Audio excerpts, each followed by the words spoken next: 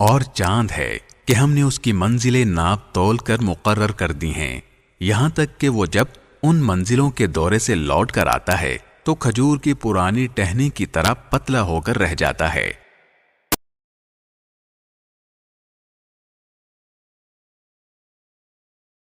نہ تو سورج کی یہ مجال ہے کہ وہ چاند کو جا پکڑے، اور نہ رات دن سے آگے نکل سکتی ہے، اور یہ سب اپنے اپنے مدار میں تیر رہے ہیں۔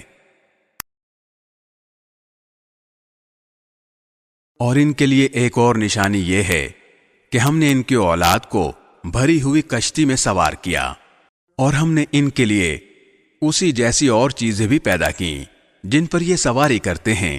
اگر ہم چاہیں تو انہیں غرق کر ڈالیں، جس کے بعد نہ تو کوئی ان کی فریاد کو پہنچے اور نہ ان کی جان بچائی جا سکے۔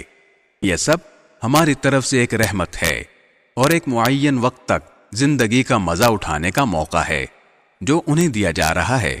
اور جب ان سے کہا جاتا ہے کہ بچو اس عذاب سے جو تمہارے سامنے ہے اور جو تمہارے مرنے کے بعد آئے گا تاکہ تم پر رحم کیا جائے، تو وہ ذرا کان نہیں دھرتے، اور ان کے پروردگار کی نشانیوں میں سے کوئی نشانی ایسی نہیں آتی جس سے وہ منہ نہ موڑ لیتے ہوں۔ اور جب ان سے کہا جاتا ہے کہ اللہ نے تمہیں جو رزق دیا ہے اس میں سے غریبوں پر بھی خرچ کرو، تو یہ کافر لوگ مسلمانوں سے کہتے ہیں کہ کیا ہم ان لوگوں کو کھانا کھلائیں جنہیں اگر اللہ چاہتا تو خود کھلا دیتا۔ مسلمانوں، تمہاری حقیقت اس کے سوا کچھ بھی نہیں کہ تم کھلی گمراہی میں پڑے ہوئے ہو، اور کہتے ہیں کہ یہ قیامت کا وعدہ کب پورا ہوگا۔ مسلمانوں، بتاؤ اگر تم سچے ہو۔